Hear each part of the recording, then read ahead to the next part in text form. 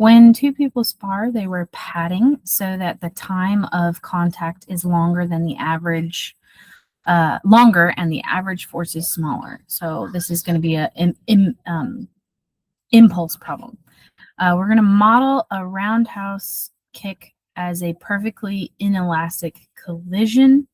The padding causes the kicker's foot and your torso to reach a common velocity while they are in contact. Let's consider the specific scenario. You are wearing padding and your opponent applies a roundhouse kick right to your stomach. Your opponent's foot has a mass of 3 kilograms and is moving at 15 meters per second just before it hits you. You are initially at rest. The padding compresses for 0.8 seconds. What is the force felt from the collision? Okay, so the thing we're looking for is force. And our image, we can be kind of fun with this here, but I'm gonna not great at drawing this, but here's our stick figure and they're wearing padding. So bad. And someone comes with their foot and kicks them. Kapow. Kapow. And they go, oh. Yeah. The image is not quite as helpful for this problem because of the specifics of the details. But so long as we kind of understand you're standing and they're kicking you, and you both are going to go a little bit, right? The foot's going to keep going and you're going to go with it a little bit. So let's write out some of the things we know, though. In this case, I know the velocity. I'm going to call V1 the foot. So V1, or you call it VF. V1 is going to be the foot. That's 15 meters per second. I'm going to call V2 your initial velocity. That's 0 meters per second. Vs is going to be the velocity of the system, which is actually something we don't know. That's not given to us. But S is going to be the system, you and their foot. We'll just kind of associate that. M1 is going to be the mass of their foot. That's 3 kilograms. M2 is not given. It'll cancel out, and you'll see how it cancels out. The time over the impact is 0.8 seconds. So this is the amount of time that the force is being applied to the object. And that's about it. That's about all we know. So let's write what equations we might need. I'm going to write Newton's official second law. Force is the change in momentum over time, right? Where this just meant the change in momentum was the change in mass and velocity over time. I'm also going to write the equation for if it's a perfectly inelastic collision, the momentum equation for that. That's m1v1 plus m2v2. And if we remember, perfectly inelastic means they combine and stick together.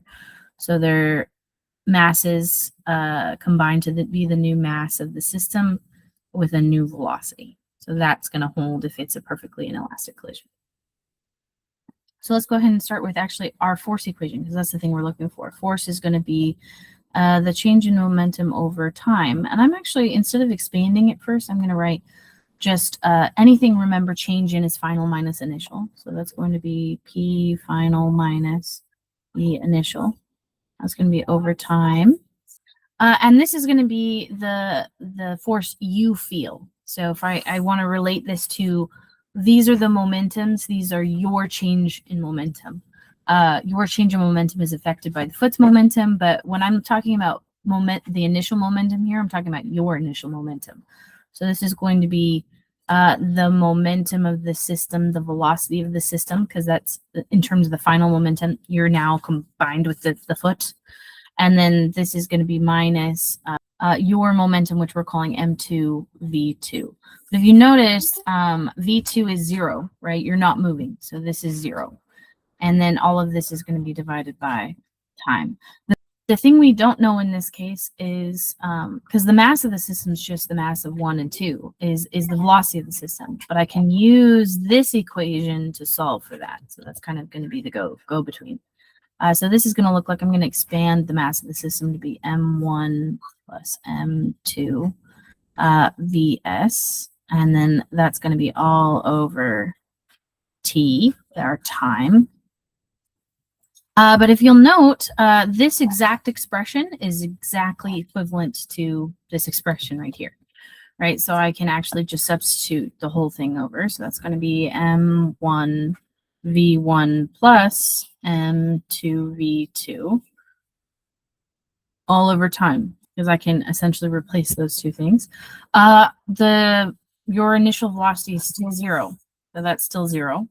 I get that the force is equal to the mass of the foot, the velocity of the foot, divided by the time. So it's actually going to be exactly equal to, and I want to explain why this is, how this works. If I think about the foot's change in momentum is going to create a force, right? It's accelerating. Newton's third law tells us every force has an equal and opposite, or every action has an equal and opposite reaction. That means the amount of force the foot feels is the same amount of force you feel. So the foot's change in momentum is also, in terms of the force required from the foot's change in momentum, it's equivalent to yours. So that actually tracks. That makes sense, that the foot's it's just going to be related to the foot, which is why we don't know your mass, right? It's irrelevant, your mass.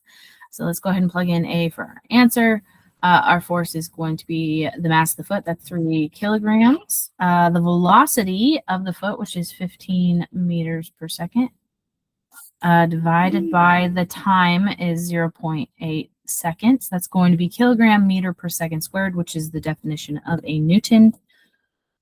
I get it is 56.25 newtons when I plug in my calculator. And that's pretty much it.